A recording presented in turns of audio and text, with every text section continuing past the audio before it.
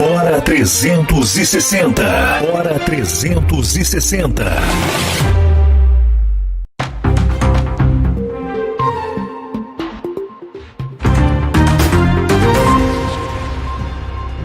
Sete horas e 1 minuto, horário de Brasília. Muito boa noite para você que nos ouve em todo o Brasil pela Brado Rádio, para você que nos ouve através do aplicativo Brado Rádio. Mais uma vez, satisfação em ter você na nossa audiência muito especial, a primeira rádio conservadora do Brasil. O programa é especial, hoje é quinta-feira, 12 de novembro, a segunda edição do Hora 360. Alguns avisos importantes. Inscreva-se no nosso canal para você, aliás, eu esqueci de falar, né? Boa noite para você que nos assiste no YouTube. Estamos transmitindo também no YouTube, youtube.com/bradoradio. Inscreva-se no canal, ative o sininho de notificações e deixe também, né, produção, o like. O like é muito importante, não se esqueça disso. Ao meu lado aqui, Leonardo Dias. Boa noite, tudo bem? Boa noite, Timóteo. Boa noite aí a todos que estão nos acompanhando aí pelo aplicativo e também pelo YouTube, né? Tá certo, então. Eu quero dar boa noite especial ao querido convidado que será entrevistado essa noite, Rodrigo Constantino, que eu acho que já está na escuta. Boa noite, Rodrigo, tudo bem? Boa noite, tudo certo? Boa noite a todos aí que estão nos acompanhando. Rodrigo, seja bem-vindo à primeira rádio conservadora do Nordeste. Parece algo estranho, mas nós estamos aí. Necessário.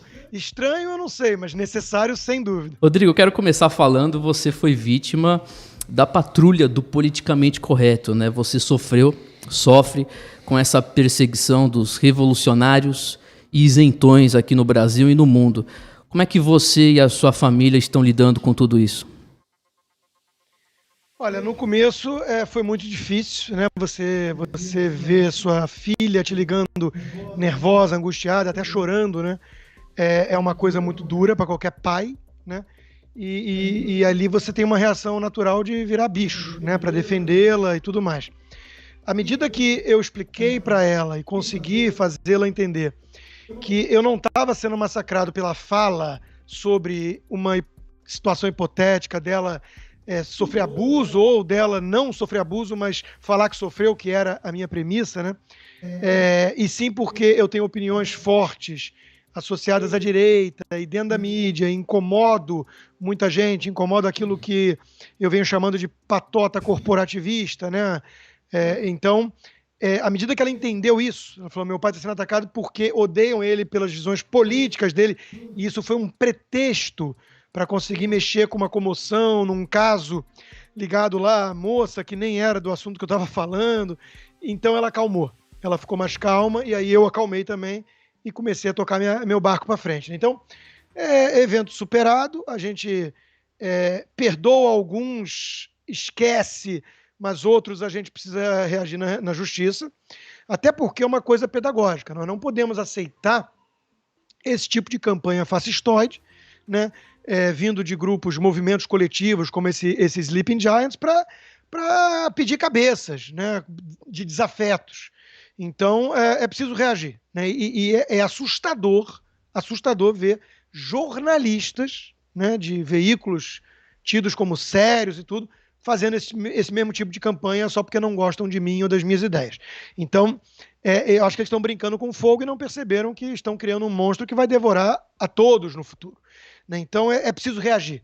É preciso reagir dentro dos trâmites legais e eu estou já com o meu advogado e vamos preparar inúmeros processos aí. Importante, algumas pessoas mandaram mensagem. Existe possibilidade do seu retorno à Rádio Jovem Pan? Eu vi uma entrevista mais cedo com você, acho que com a Leda, aliás, você falando que conversou com o Tutinha, ele falou com você, vocês estão numa situação amigável, não há problemas. Existe possibilidade de retorno? Obrigado. Olha, eu não sei, né? O futuro a Deus pertence, né? Eu costumo sair de forma elegante. Eu nunca tive brigas feias com nenhum ex-empregador, né? Então, já passei por vários veículos de imprensa, sempre mantive uma postura discreta. Teve lá um problema específico com a Veja uma vez, mas foi até um erro de comunicação. Ela, de fato, tirava todos os blogs do ar e aí eu achei que estava me boicotando, depois foi esclarecido, mas houve algum tipo de faísca. Mas eu tenho um bom relacionamento com todos, né? E não vai ser diferente com a Jovem Pan. Agora, eu sou, ao mesmo tempo, muito transparente. Então, eu externei a minha insatisfação com o teor da nota que eles soltaram. Porque o teor da nota que eles soltaram não é sequer factual. Então, assim, é um erro jornalístico, né? Eles falam que eles não concordam com as minhas falas, mas foram fora do microfone deles. E sobre o caso da Mariana Ferrer, quer dizer, eles morderam a isca dos detratores, né? E acabaram jogando dessa forma lenha na fogueira, gasolina na fogueira, porque endossaram a narrativa de que eu estava falando desse caso, sendo que eu não estava. Então isso me incomodou bastante. Mas sim, o Tutinha me ligou depois, falando, pô, você fala muito, não sei o quê, vamos deixar essa poeira baixar e ver como é que fica. Olha, eu não sei, de novo, né? Se eles me ligarem para conversar, vamos ver o que acontece. O que eu posso dizer hoje é que eu estou muito animado com o projeto solo, né? Porque ele está decolando realmente e eu estou muito feliz com isso. E sem falar que, por conta do fuso horário de 2 horas, eu estava acordando 4h30 para fazer o Jornal da Manhã na rádio e agora eu voltei a acordar no horário mais civilizado de 7 da manhã. Então, esse aspecto também pesaria muito. Ô, Rodrigo, eu pergunto isso do seu retorno, possível retorno à Rádio Jovem Pan, desculpa, porque é impressionante o número de pessoas fazendo hashtags durante os programas, as transmissões no YouTube. Eu vi no Pânico hoje a quantidade de hashtags, e eu tenho que ser bem claro, bem sincero para falar isso contigo. Todo mundo falando volta Constantino. Então eu acho que isso fica até meio uma situação de constrangimento, inclusive para os componentes ali do programa Pânico. O que você acha? Bom, em primeiro lugar, eu fico muito agradecido, né, envaidecido com esse apoio todo. O próprio Tutinha já tinha me dito, né, e o Emílio Surita, do Pânico, também já levou isso ao ar, então não é nenhum segredo, que eles fizeram uma pesquisa interna com audiência e eu fui o nome mais votado, né, de quem eles gostavam mais. Então, eu fico muito feliz com isso, acho que eu vestia muito a camisa e trabalhava muito, né? Aliás, era a coisa que mais estava me consumindo em energia, porque eu estava com muito emprego, né? E a Jovem Pan era o que mais me drenava energia, pelo horário, por ficar ao vivo 2 horas e meia na rádio, depois entrar de novo à tarde, então me tirava amanhã e à tarde, era uma coisa muito pesada. Eu cheguei naquela semana a conversar com o Tutinha, falando, Tutinha, eu tô querendo desacelerar um pouco, me tira de algum dia do jornal. E ele me deu esse feedback, falando, Rodrigo, você é a cara do jornal, a gente gosta muito do seu estilo, de você, não quero tirar. E eu falei, pô, Tutinha, mas tá me quebrando aqui, eu preciso ter vida social. Então, foi até curioso, né, que essa conversa aconteceu 3 dias antes deles me demitirem.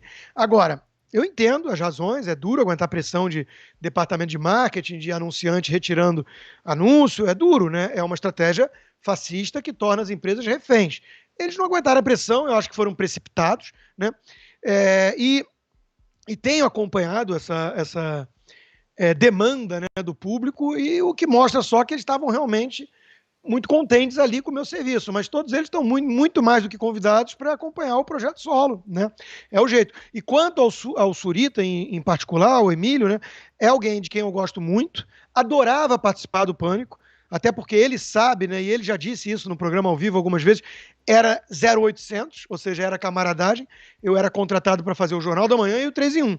Né? E o Pânico eu gostava tanto que eu entrava 2 vezes por semana. E aí, quando ficou muito puxado, eu ainda falei isso. Falei, pô, Tutinha, me tira algumas coisas porque eu tô fazendo coisa demais. E aí eu mencionei o que eu tava fazendo e ele falou, não, sai do Pânico que não é isso que você foi contratado. Eu falei, mas pô, o Pânico eu gosto, eu adoro fazer o Pânico. Então, foi muito triste isso, porque eu acho que eu percebi, né, que o Emílio ficou baqueado. E, assim, lamento, porque eu sinto saudades e adoraria fazer o programa com o Emílio do Pânico. São 7h10, horário de Brasília. Estamos conversando ao vivo com o Rodrigo Constantino, diretamente dos Estados Unidos, do estado da Flórida, se não me engano, na cidade de Weston. Ô, Rodrigo, eu quero perguntar sobre mídias conservadoras. Como é que você avalia a chegada dessas, por exemplo, nós, a Brado Rádio, uma mídia alternativa, conservadora, uma rádio digital, e os Estados Unidos, aí a sua terra, começou com isso, né? Existem algumas mídias, vou dizer, mais sensacionalistas, né? Tem o Alex Jones, que começou isso há muitos anos aí na América. Como é que você vê a chegada desses outros veículos, o Terça Livre, PH Vox, entre outros? Olha, eu vejo com muita satisfação, né? Porque é fundamental. Você tem um espectro político e ideológico, chamemos assim, apesar de eu não gostar de usar ideologia para definir o que é o pensamento conservador, ou acima de tudo a postura conservadora, né? Mas nós temos essa representação perante a sociedade, a população, muito, muito desproporcional em relação ao que a gente vê na mídia. Ou seja, se você for fazer pesquisa, se você for fazer perguntas, enquetes, pelo menos ali, 1/3 a metade da população brasileira vai se identificar com esses valores. Eu acho que é mais, né? Enquanto que com a esquerda vai ser 10 a 20%. E o resto ali neutro, independente, tudo mais. Enquanto que quando a gente vai olhar para a mídia, é mais do que o oposto. Né? É uma hegemonia quase do pensamento progressista, esquerdista, enquanto que quase não temos vozes mais conservadoras. Então é fundamental ocupar esse espaço, furar essa bolha, né? Você mencionou o Alex Jones, de fato, ele tem uma pegada mais populista, mas tem o caso do Rush Limbaugh, né? O Rush Limbaugh, ele foi um desbravador nesse aspecto. Tá bom, ele também tinha lá uma pegada popular, talvez, mas ele foi um desbravador. E as rádios conservadoras nos Estados Unidos hoje são uma enorme força de resistência a essa campanha de subversão de valores por meio das bandeiras progressistas, né? Então é um troço muito forte aqui. E no Brasil ainda não, né? Então a Jovem Pan, inclusive, com toda a presença de figuras mais alinhadas ao pensamento de esquerda que tem, né? Ela era uma rádio mais plural e que dava mais voz a alguns independentes ou até conservadores assumidos. E isso foi o suficiente para recolocá-la, né? No nicho de mercado. E isso estava fazendo a audiência voar. Inclusive, o programa que tem muito mais audiência do que o que eu participava é o que vem logo depois, que é o Pingos nos Is. Por quê? Porque não tem uma presença predominante de progressistas. Então, isso prova que era o caminho certo, na minha opinião. Escute o público, né, a audiência. Então, eu acho que tem um caminho aí que, olha, tá só começando a ser desbravado no Brasil. vai fazer a próxima pergunta, mas só para complementar esse assunto, você pensa na abertura de um grande jornal? Eu sei que você já tem um canal que é super assistido, né? Tem cursos, mas você já pensou na criação de um jornal conservador? Eu já pensei. Eu era um cara que provocava muito no passado, né? Onde está a Fox News do Brasil? Apesar da Fox News andar decepcionando um pouco aqui, mas abriram a CNN em vez da Fox News. Mas o fato é que tem um espaço para isso, né? Para jornal, mídia, o pacote completo, né? Mídia televisiva, rádio. Eu, sem dúvida, penso como alguém que possa ser um elo, um conectador de pessoas que tenham interesse nisso. Mas eu não posso ser o executor. Por quê? Porque eu não tenho condições, eu sou um produtor de conteúdo, né? Eu seria um âncora desse projeto, um dos âncoras, e não o CEO, né? E nem o idealizador. Então, eu tenho conversado, tá? Tanto do lado de produção de conteúdo com alguns que gostariam de ter esse projeto de pé, como com alguns investidores que têm interesse em fazer isso, mas é preciso unir essas pontas e amarrá-las por meio de alguém que seja justamente um executor. Esse não pode ser eu. Eu não tenho condições, né? Então eu estou tocando meu voo solo e ele pode ser uma espécie de embrião desse negócio, né? Então vamos ver. Tudo bem, Rodrigo? Leonardo. Tudo bom, Leonardo? Pronto. É o seguinte, eu vou aproveitar até um superchat que acabou de chegar aqui, nesse último segundo aqui. Fizeram uma pergunta, né? O que os Sleep Giants fazem não é ilegal? O que se pode fazer para barrar legalmente a militância deles? Eles fizeram parte dos atores que forçaram a demissão do Constantino? É uma pergunta, um questionamento, né? Só que eu acho o seguinte, é uma interpretação minha, exclusivamente minha, não sei se alguém está defendendo isso também. Para mim está muito claro que esse movimento ele é diretamente associado às próprias empresas que estão excluindo os conservadores da questão da publicidade. Inclusive porque são as mesmas empresas que apoiaram o lockdown, as mesmas empresas que possuem estratégias muito claras de estabelecer monopólios e oligopólios nos setores das economias dos países mesmo, né? As empresas que fizeram a campanha do Fique em Casa também. E são essas mesmas empresas que eu acho que, na medida que usam, inclusive, esse movimento para justificar a perseguição realmente que eles estão fazendo aos conservadores.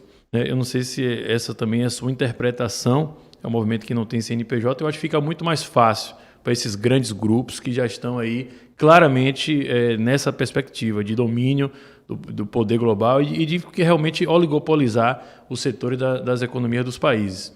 E aí nessa linha tem também um complemento fundamental, que a gente até tratou ontem aqui no programa, que é a questão das agências de checagem dos fatos. Que, na verdade, eu acho que é um problema menor, inclusive, que a gente acaba potencializando. Porque, embora essas instituições elas tenham uma associação direta aí com as principais redes sociais, que também têm monopólio, o Facebook, o Twitter, qual é a outra empresa?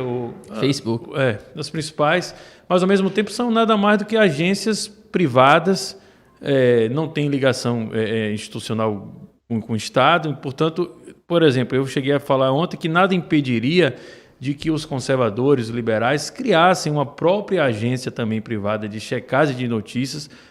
Inclusive, quem for um empreendedor de um projeto como esse será um pioneiro e certamente vai sair na frente, porque imagine uma agência de checagem que tenha credibilidade, com jornalistas ou outros profissionais que possam pegar as principais notícias do dia que sejam vinculadas no país ou no mundo e discutir ali abertamente se aquilo ali tem um fundamento, se é verdade, se não é. Aí você, naturalmente, você vai fazer com que as outras percam credibilidade. Você não vai poder impedir, você não vai ter uma decisão, por exemplo, que vai impedir de que um site desse esteja no ar, né? Por mais que o monopólio da verdade seja cada vez mais buscado. Eu queria saber a sua interpretação sobre esses dois pontos que eu coloquei, do movimento lá vinculado às empresas e essa questão também da importância excessiva que a gente dá a essas agências de checagem, né? Porque, por exemplo, o procurador Benedito, eu vi que ele até processou aos fatos. Qual foi a agência? Aos fatos, né? Só que, assim, é claro que é a medida, não estou dizendo que ele está errado, mas a gente sabe muito bem que o desdobramento de um processo como esse, raramente nós vamos ter êxito, né? Eu digo nós como conservadores de direita, Sobretudo por conta da própria conjuntura do ativismo judicial presente, o fato de que a gente tem aqui, vamos pegar o Brasil, por exemplo, você tem cerca de 18 mil magistrados no Brasil em todas as instâncias, desde o juiz da primeira instância da Justiça Estadual até o STF. E desses 18 mil, a gente pode dizer que 95% por conta dos próprios currículos escolares, pelo próprio filtro que o concurso público faz, 95% são esquerdistas, essa é a grande realidade. E a esquerda tem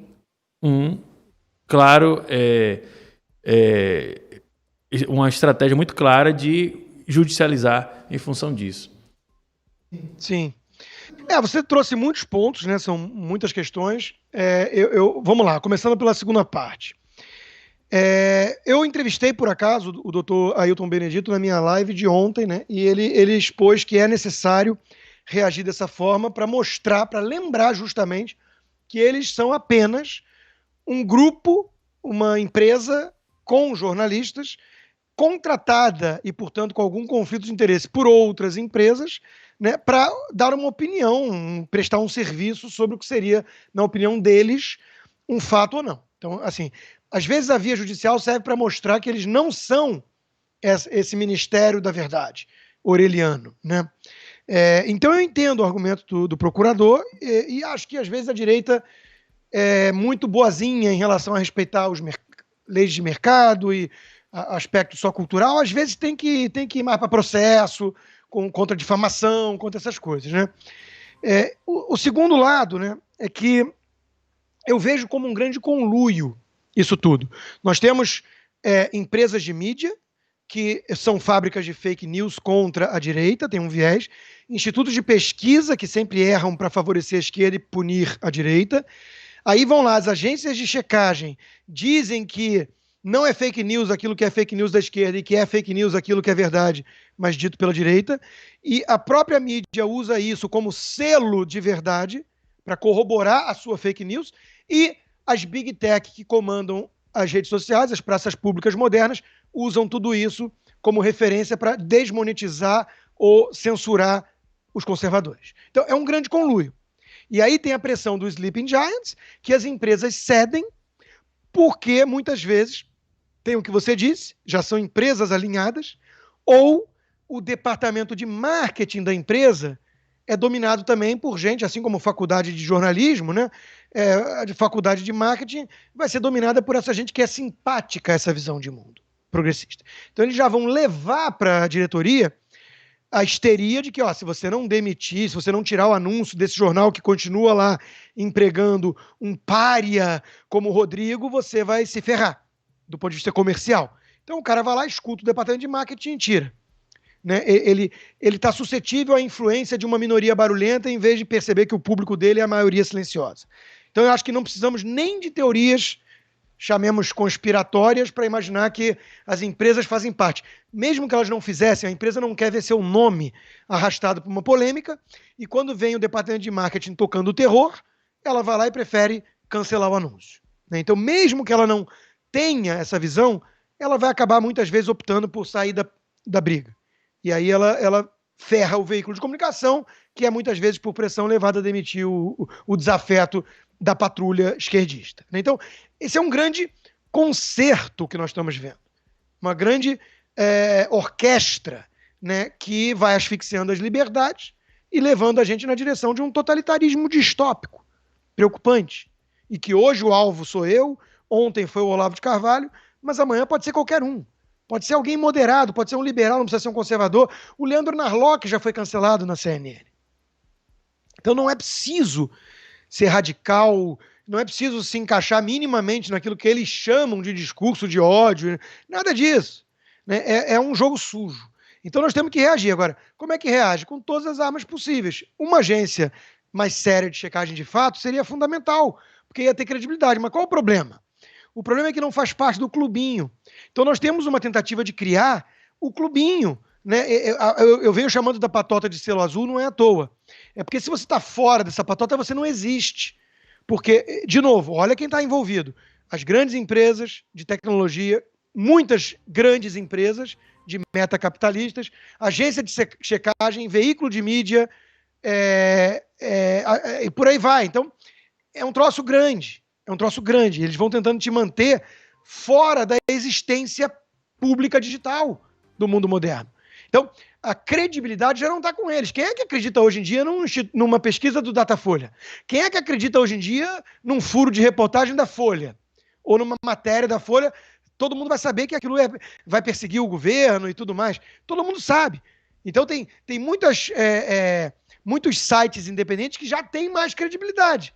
Mas e aí? A patota se retroalimenta. Então, as big techs, elas só vão dar valor a... Bom, elas baniram do ar uma reportagem do New York Post, que é nada mais, nada menos que o jornal mais antigo dos Estados Unidos, criado pelo Hamilton, um dos pais fundadores.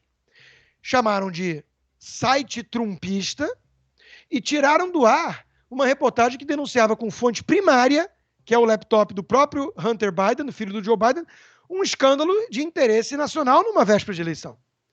As big techs tiraram a reportagem do ar.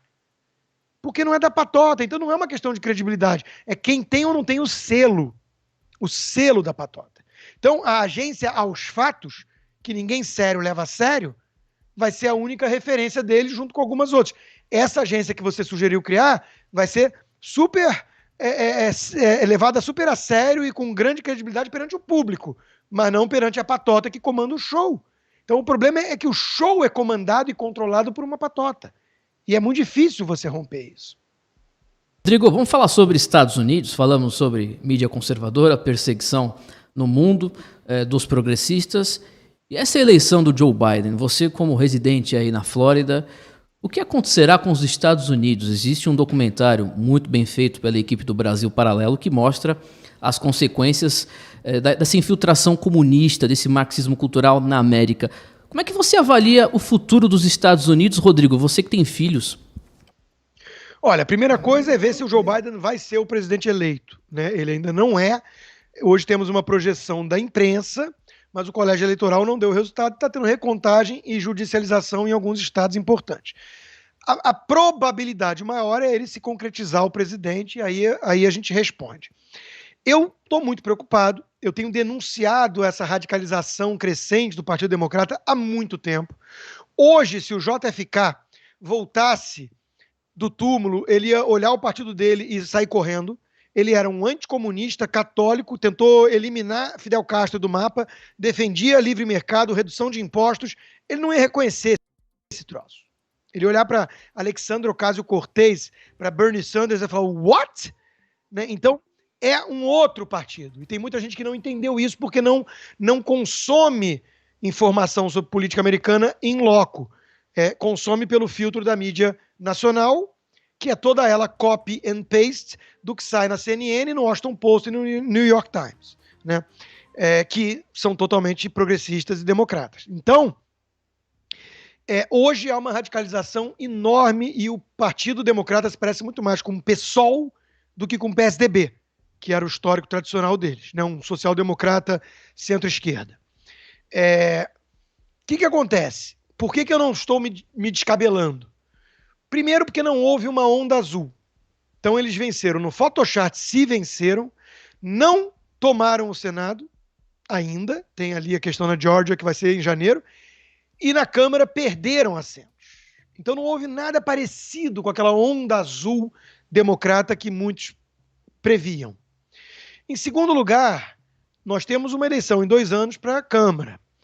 Se eles ousarem, se eles acharem que é uma carta branca para o governo Kamala Harris, eles vão levar uma bordoada tão grande daqui a 2 anos que eles perdem a Câmara, o Senado, já não tem a Suprema Corte, que tem maioria conservadora, então eles não vão conseguir andar com esse projeto.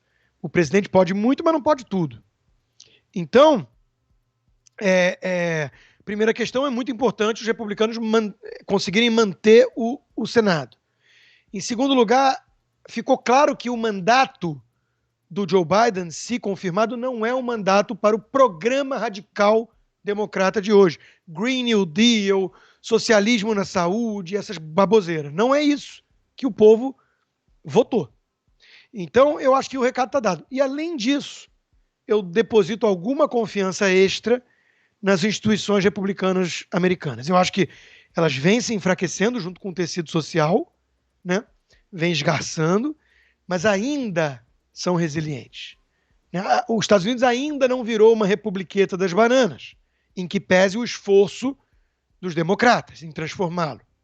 Então, eu acho que aguenta o rojão. Né? Vão ser 4 anos, na melhor das hipóteses, medíocres, na minha opinião, mas o Obama conseguiu muito estrago, mas não conseguiu destruir, e teve uma reversão que foi o renascimento do movimento libertário e liberal e conservador, todo mundo unido. Quer dizer, o Obama conseguiu unir essa turma toda e foi ali o Tea Party Movement. Então, eu acho que nós poderemos ver, inclusive, um renascimento de um movimento conservador mais sólido, como reação a isso. Assim como no Brasil, nós vimos essa coisa um tanto caótica, né, e com muita cacofonia, inclusive, né, muitas vozes distintas, mas unidas num denominador comum, que era o antipetismo. E a questão ética e dos valores. Então, houve um renascimento de algo incipiente ali do movimento conservador brasileiro, graças a 14 anos de petismo. Então, para toda ação tem uma reação. Né? Os democratas, se começarem a abusar demais desse mandato, se for confirmado, vai ter uma reação à altura.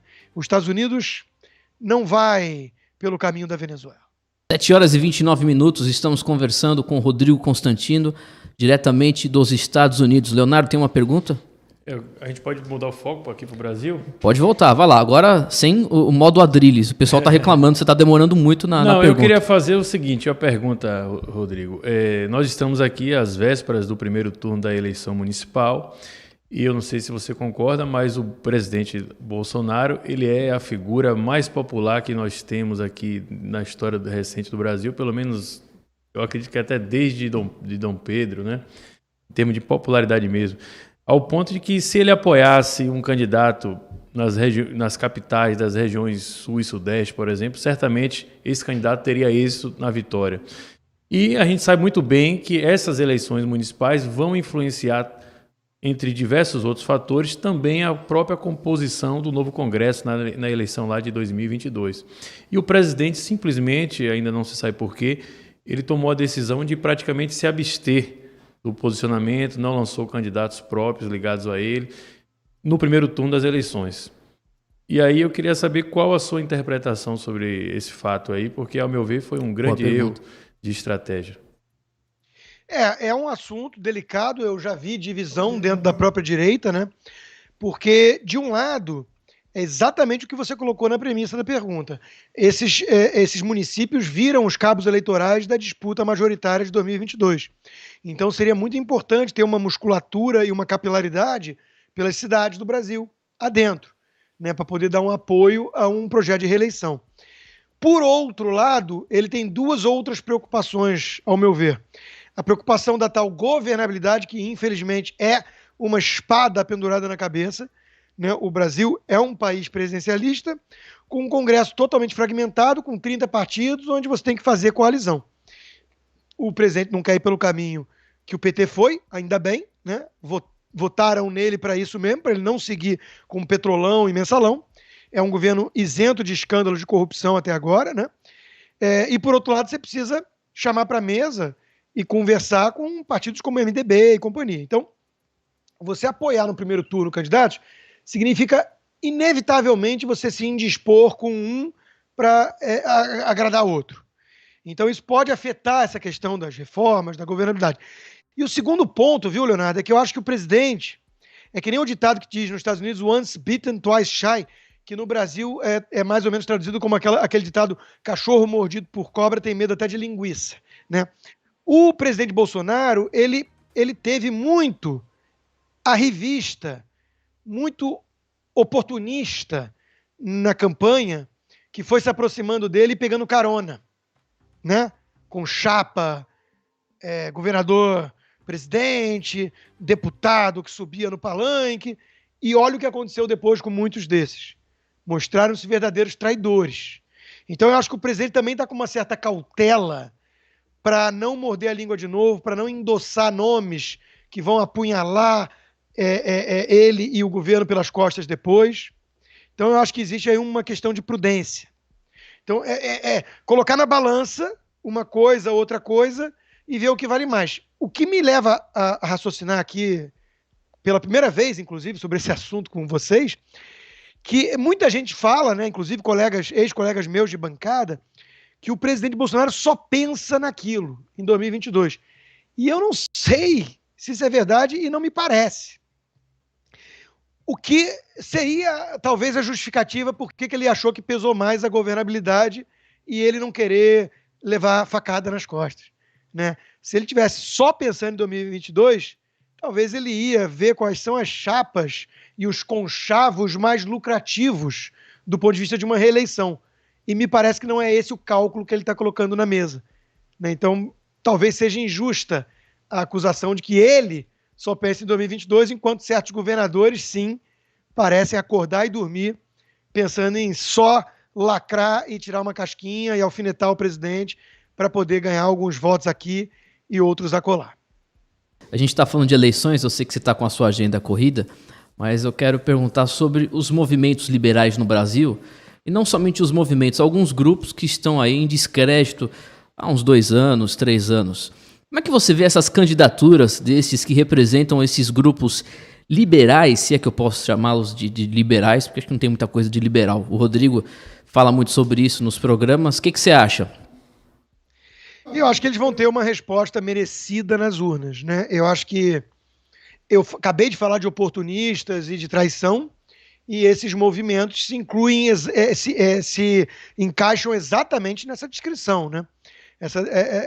Eles viraram anti-bolsonaristas histéricos a ponto de flertar com bandeiras altamente demagógicas do tipo: o presidente é o culpado por cada óbito, vamos fazer aqui uma contagem mórbida de cadáveres e fazer cruz na praia de protesto contra o governo, quer dizer, coisas que você imagina o PSOL fazendo, né? E esses movimentos ditos liberais caíram nessa esparrela e nessas estratégias patéticas. Então, eu acho que não conseguem agradar a esquerda, porque a esquerda já tem a turma raiz, não precisa dos Nutella, da nova esquerda. E não consegue agradar a direita, porque a direita olha para isso e fala: meu Deus do céu, primeiro lugar, traidores. Segundo lugar, moleques. Terceiro lugar, só projeto de poder que existe ali. E quarto lugar, eu prefiro ir com a direita, né? Então, eu acho que eles vão minguar um pouco nessas eleições e isso vai ser merecido. Que sirva de lição, porque teve muita gente, não só movimentos, né, como partidos e como políticos independentes, quer dizer, gente que era do PSL, né, e se mostrou ali totalmente... Olha, eu vou dar um exemplo, né, teve uma que chegou a ser meio ícone da direita, né, muita gente desconfiava pelo estilo e tudo.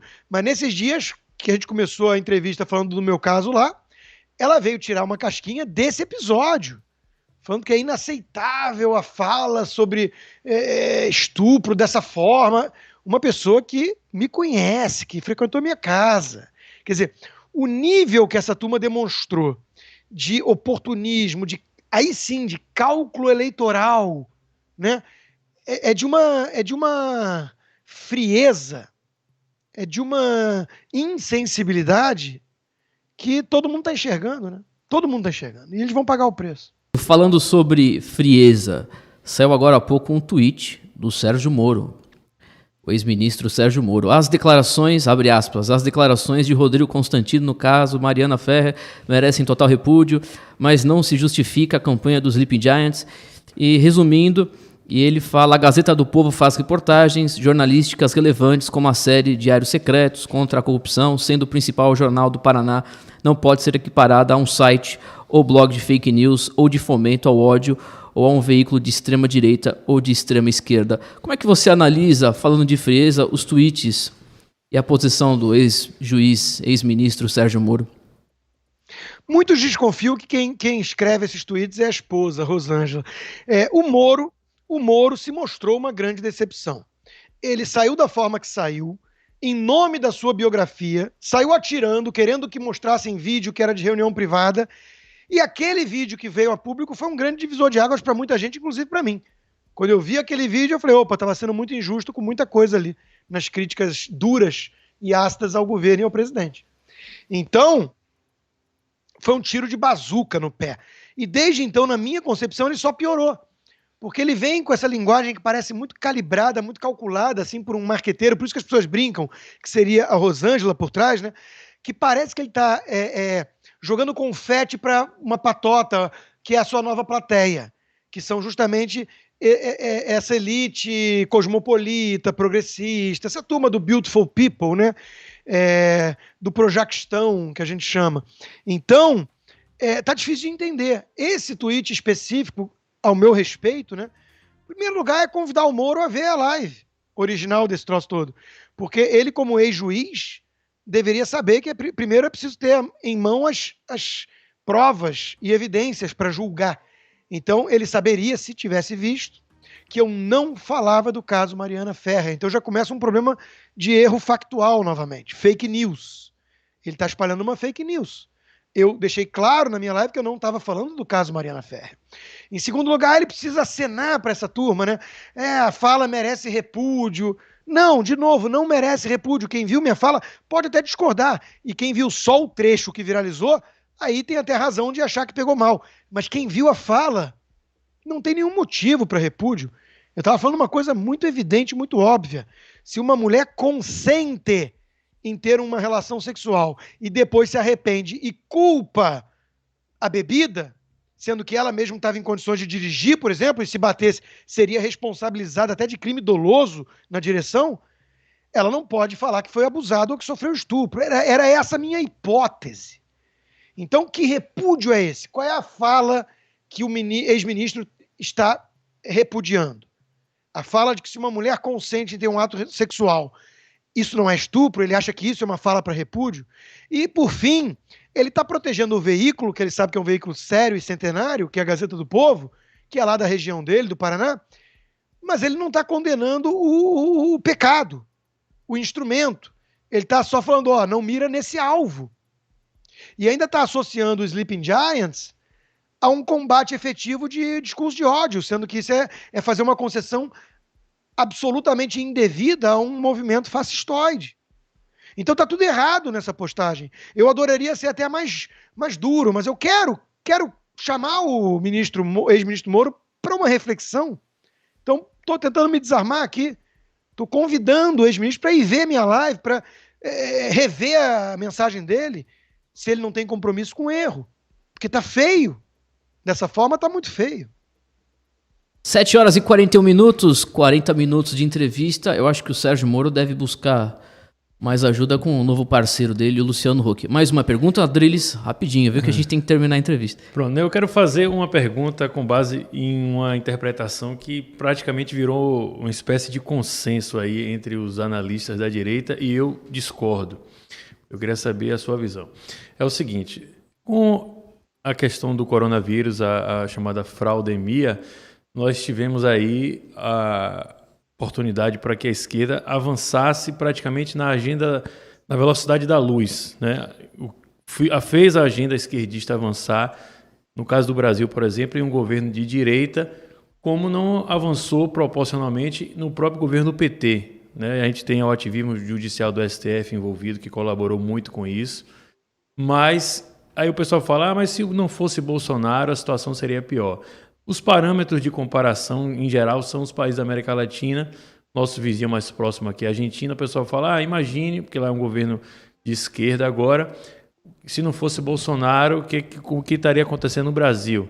Só que eu lembro que você mesmo era um entusiasta do governo Macri antes dele existir no início, e eu tenho a interpretação que o que está acontecendo na Argentina hoje é justamente em função do fiasco que foi o governo Macri em diversos sentidos, mas sobretudo no combate aos inimigos, aos comunistas, que se reagruparam e retomaram o poder para voltar com muito mais força do que voltaram antes. É claro que cada país tem sua peculiaridade, tem o caso do Chile, não foi bem assim, lá era um governo não tão de direita, mas não era um governo também de esquerda, e eles então estão retomando o poder por uma outra estratégia. Tem o caso do Peru, que a gente está vendo. Mas, em linhas gerais, eu queria saber a sua visão nessa perspectiva, porque o governo Bolsonaro, de certa forma, ele parece que tem 2 pontos, e o primeiro ponto de inflexão que passou a existir foi justamente a partir de meados agora do segundo semestre, onde Bolsonaro claramente, não vou dizer que ele abandonou o combate ideológico, mas, de certa forma, ele flexibilizou, pelo menos, e tentou ali apaziguar os ânimos com o chamado estamento burocrático. É difícil, de novo, isso, porque vem aquele dilema da governabilidade.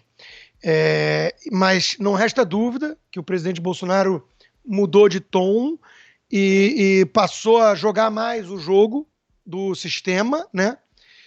E isso tudo acende, sim, uma luz amarela de alerta, de preocupação. O Macri é um bom exemplo, né? Ele abandonou reformas liberais e abandonou o confronto com os inimigos, incrustados no establishment, no Estado, né? É claro que a vitória da presidência não significa a vitória da direita ao poder, né? Isso é uma coisa que o próprio Olavo chamou muita atenção e é óbvio que ele está certo, né? O presidente é um. E aí você tem que compor, e tem muito cargo, tem muito poder, mas você tem que compor, e tem o staff, tem o deep state, tem o judiciário, tem um monte de esferas, tem a questão cultural, tem a mídia, tem tudo. Então, uma andorinha só não faz verão. Ele muitas vezes é mantido como refém dessa turma, ainda mais se conseguem alguma arma contra ele ou contra a família, mesmo que seja uma coisa menor, comum, uma prática infelizmente disseminada, mesmo que seja isso, né? For o que for, eles vão usar para tentar massacrar, e a quantidade de pedido de impeachment na gaveta do Rodrigo Maia mostra isso. Basta o Rodrigo Maia usar isso como chantagem e moeda de troca o tempo inteiro. Então, de novo, é um jogo muito delicado. Muito delicado. Às vezes eu vejo uma impaciência muito grande de alguns achando que porque ele ganhou, ele vai chegar lá, bater no peito e faço e aconteço. Não é assim. Não é assim. Eu alertava para isso no início, tá? Eu dizia, olha, a ala mais aguerrida ideológica vai se decepcionar. Por quê? Porque é o Brasil. Você não consegue governar com pressão na rua o tempo todo ou bancada temática. Não é assim que funciona. Então eu acho assim, em primeiro lugar, algum grau de confiança ou de paciência em relação ao governo e ao presidente. E em outro lugar, sim, por outro lugar, a gente tem que estar alerta e criticando de forma construtiva e atentos ao risco Macri, né? Chamar atenção, até porque o presidente, a tendência dele é ele se cercar, às vezes, de pessoas que estão ali no ouvido, né? Interessadas em outras coisas que não o interesse nacional. Ministro que quer verba para campanha porque quer sair candidato, os militares que têm uma visão às vezes diferente para uma coisa ou outra, e por aí vai, né? Então, assim, essa base, ela pode ser às vezes muito combativa, muito agressiva, né? No ataque aos adversários, mas é uma base muito leal e que identifica corretamente, pelo menos, quem são os inimigos. Então, é aquele conselho que o presidente não pode ignorar e desprezar. E ele vem, às vezes, fazendo um pouco isso, né? Quem se estiver arrependido, dane-se, que vota em outro. Isso não é um caminho legal. O caminho legal seria um pouco mais de humildade para ele respeitar que essa base foi e ainda é importante para qualquer projeto político que ele venha a ter. Rodrigo, muito obrigado. Satisfação em conversar contigo na Brado Rádio. A gente já está atrás há um tempo dessa entrevista. Eu agradeço você pela disponibilidade. Peço desculpas, ultrapassamos o horário pré-estabelecido. E eu acho que você já é um vencedor, na minha opinião particular. Eu acho que na opinião de todos aqui da Bahia, os conservadores que te ouvem há muito tempo, você é o melhor comentarista político do Brasil e mundo. Você tem análises muito boas e parabéns. Eu acho que você, inclusive, já é um guerreiro vencedor por ter aguentado o professor Papagaio na orelha enchendo o saco por muito tempo. Rodrigo, mais uma vez, muito obrigado. Um abraço para você. Muito obrigado a vocês da Brado Rádio. Sucesso aí para vocês e um grande abraço para todos, especialmente aí o povo baiano, né? Um grande abraço e até a próxima. Obrigado, Rodrigo. Conversamos com o Rodrigo Constantino, 7 horas e 47 minutos, diretamente de Weston, na Flórida. Super gente boa. Ele estava agoniado com o tempo, ele tinha outro compromisso. Eu estava preocupado aqui com o horário, porque a gente tinha combinado 35 minutos que ele tinha que sair. Eu fiquei agoniado para encerrar. Mas é isso aí, gente. Muito obrigado você que acompanhou. E a gente vai comentar, né? Leonardo Dias, o pessoal tá te chamando de Adrilles, porque você gosta de colocar suas perguntas. Eu não sei, eu gostaria até de saber se isso é um elogio ou se Claro que é um elogio. O Adrilles é um cara extremamente preparado. Eu gosto dele, mas pelo que eu percebi, ele tem a fama de falar muito. Né? Exatamente. Então, de certa forma, é uma crítica, né? Mas é porque às vezes a gente precisa fazer um questionamento mais elaborado, até para que a pessoa que está assistindo entenda o contexto, né? Nesse ponto que eu perguntei a ele, por exemplo, foi boa pergunta, da Argentina, ele mesmo respondeu o que eu pudesse ainda perguntar, que foi justamente a questão do posicionamento do presidente, do combate ideológico, porque eu também emendo ainda na minha interpretação que eu fiz antes, de que, por incrível que pareça, pelo fato apenas de o presidente formalmente ser um presidente de direita, as pessoas acreditam que os problemas praticamente estão resolvidos. Não tem absolutamente nada a ver, né? E, na verdade, estão anestesiadas sob essa perspectiva. O chamado fantasma do impeachment, né, durante muito tempo, serviu ali para fazer com que as pessoas continuassem presas nessa narrativa. Por quê? Vou tentar explicar. Em nenhum momento existiu as condições específicas, materiais, necessárias para que o impeachment do presidente Bolsonaro se concretizasse, que era a perda do apoio popular dele a um patamar justificado para o processo ser deflagrado. Em algum momento ele perdeu um pouco de popularidade ali, no auge ali da fraudemia chinesa, mas essas mesmas pessoas logo se deram conta que estavam sendo enganadas pela mídia e voltaram a apoiar o presidente. Então, o fantasma do impeachment serviu apenas para colocar a direita nas cordas. Ao invés de a gente ir para o ataque, para ir derrubar o sistema, a gente começou a se defender. A gente não pode ir para cima porque senão o presidente vai sofrer o impeachment. Quer dizer, o próprio STF, que rasgou a Constituição, que era para ser encurralado, passou a encurralar a maioria dos conservadores, a maioria da Você está certíssimo, você está certíssimo. Aliás, a gente já conversou muito sobre isso. O pessoal está perguntando aqui quem que é o professor Papagaio. Sabe quem que é o professor Papagaio? Marco Antônio Villa. Que mala sem alça. Que cara chato. E o Constantino teve que aguentá-lo por muito tempo nos comentários na Jovem Pan. O professor Papagaio, sabe por que ele é chamado de professor Papagaio? Porque ele só sabe datas. Aí ele fica repetindo que nem um papagaio. 1776, independência dos Estados Unidos. Ele não sabe do contexto, do conteúdo, da essência histórica, ele sabe data, e aí ele fica perturbando. Como é que um professor de história chama os outros de fascista, né, de frentista? Então é um absurdo. Chamou o povo, ele foi demitido da Rádio Jovem Pan, porque chamou os eleitores, eu, eleitor do Bolsonaro, você que me assiste, o Leonardo, de nazistas.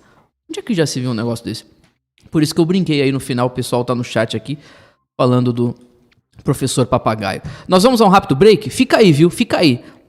Na volta a gente vai comentar algumas informações importantes aqui da Brado Rádio. Aliás, anúncios também domingo, dia 15, às 15 horas, cobertura das eleições 2020. Brado Radio. Brasil. Discutir liberdade de expressão nos dias de hoje é ter que lidar com esses problemas. Nós estamos dispostos a oferecer a você o seguinte: um bom paredão, onde vamos colocá-lo na frente de uma boa espingarda, uma boa bala. Loucura ou não, essa é a nossa história. A gente está perdendo a luta pela liberdade. É isso que o povo está gritando. Eu, por mim, botava esses vagabundos todos na cadeia, começando no STF. Cidadão não, engenheiro civil formado, melhor do que você. Eu quero você pra puta que pariu, meu. Vai pra puta que pariu. Sabe por quê? Porque você é um bosta, você é um merda de um baby que ganha R$1.000 por mês. Eu ganho 300 mil por mês, eu quero que você se foda. É porque eu odeio a classe média. A classe média é o atraso de vida. Sem derramamento de sangue, não haverá redenção. Vou à luta e vamos à luta com qualquer que seja as nossas armas. A liberdade de expressão não foi uma constante na história humana.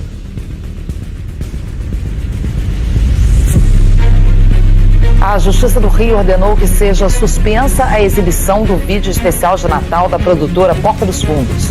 O Tribunal de Justiça de São Paulo determinou que as operadoras de celular de todo o país bloqueiem o aplicativo de mensagens WhatsApp. O ministro do Supremo, Alexandre de Moraes, censura reportagens que ligam Antônio Dias Toffoli a Odebrecht. It's not enough to just give people a voice. We have to make sure that those connections are positive. And that goes for fake news, for foreign interference in elections and hate speech.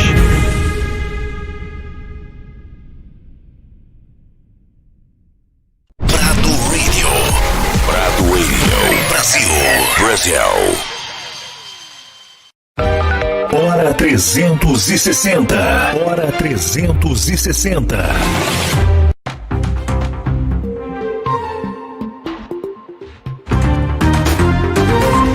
Um abraço, 7 horas e 53 minutos, horário de Brasília, para você que nos ouve em todo o Brasil pela Brado Rádio. Boa noite especial. Não dá para mostrar a nossa geral agora porque não dá para ver nada. 27 graus em Salvador. Estamos aqui nos estúdios, no bairro do Costa Azul, na capital baiana. Eu quero ler o superchat, se você quiser que o seu comentário seja lido aqui no Hora 360, deixe o superchat e nos ajude no Apoia-se, apoia.se/Brado Rádio. Nós precisamos da sua ajuda. Mais uma vez, nós não temos financiamento de órgão federal, estadual, municipal, Casa Legislativa, câmaras, assembleias. Nós precisamos de você que nos assiste todos os dias, você que ouve a Brado Rádio. Financia este projeto, nos ajude. apoia.se/Brado Rádio ou também o superchat. Muito importante, você pode nos ajudar aqui de maneira bem dinâmica, que é o superchat. O Alan Fernandes pergunta, querido, desculpa, Constantino, eu vou mandar para ele, aí eu pergunto, por que o Constantino demorou tanto de cair na real do conservadorismo? Eu acho que existe, né? O Léo poderia falar sobre isso, né? Por que ele está dizendo o seguinte, por que o Constantino demorou tanto de cair na real do conservadorismo? Para quem não sabe, eu até falar isso para ele, tinha coisa pra caramba aqui para perguntar, mas o horário... E ele tinha compromisso, ia falar sobre Olavo de Carvalho, ele tinha uma rixa clássica com o professor Olavo desde 2012, 2011. Muito antes disso. Então, e ele agora, não foi agora, já de há um tempo, já de meses atrás, acho que ano passado, ele já tem conversado com o professor Olavo, já tem debatido alguns pontos, o professor ainda com aquele jeito dele, chama o Rodrigo Cocô, certo, é uma celeuma antiga, clássica, graças a Deus já está sendo resolvida. O próprio Rodrigo, eu não vou responder por ele, mas o que eu acredito o Léo vai falar. O próprio Rodrigo disse que ele viu na família dele diferenças, o que trouxeram esse despertar. Ele já falou isso em várias ocasiões, sobre o crescimento dos filhos, da filha, né, nas escolas, na cultura. Então ele viu esse lado do conservadorismo despertando para ele. O que você acha?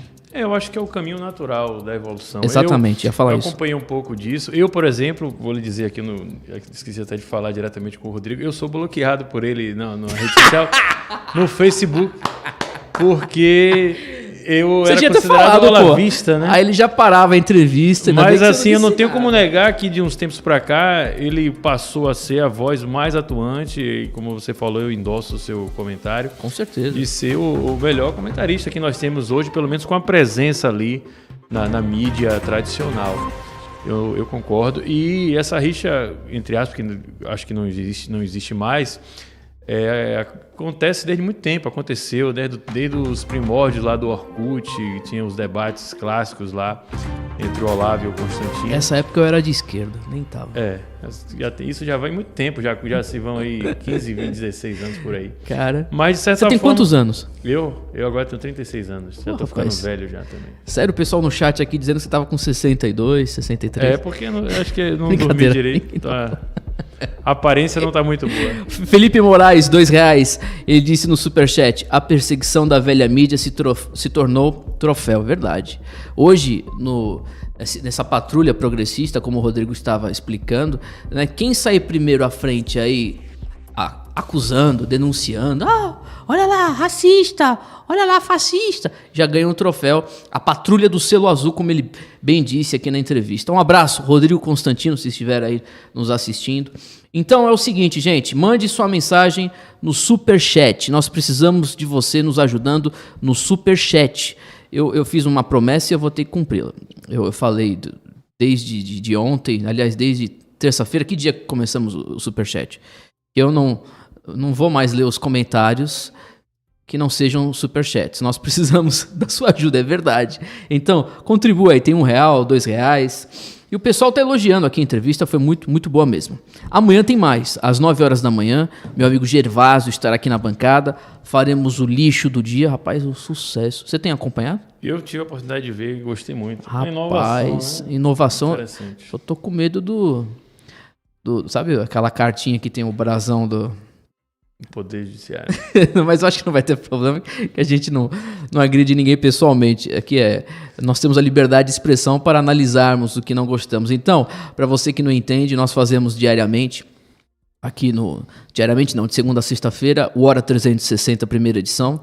O programa é mais dinâmico. De noite a gente está fazendo um de entrevistas, mais formal, mas o das 9 horas ele é mais dinâmico e a gente faz o lixo do dia, onde jogamos fora as bobagens que circulam na grande mídia.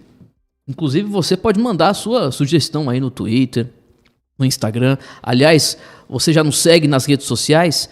Instagram, Brado Rádio, Twitter, Facebook, todas as redes sociais, Brado Rádio.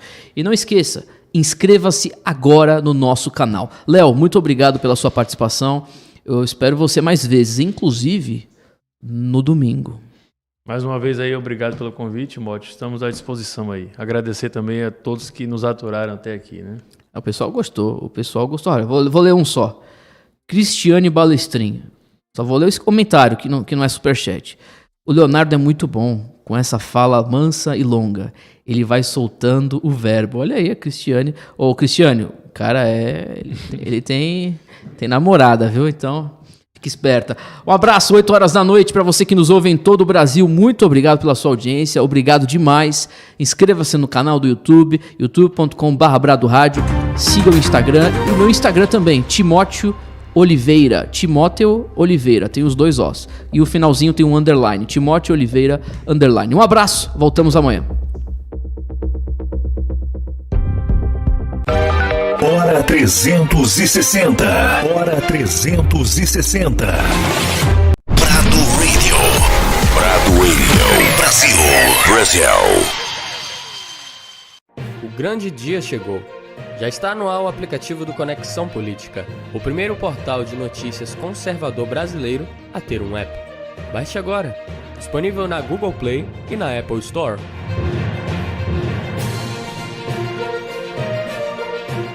Brado Radio. Brasil.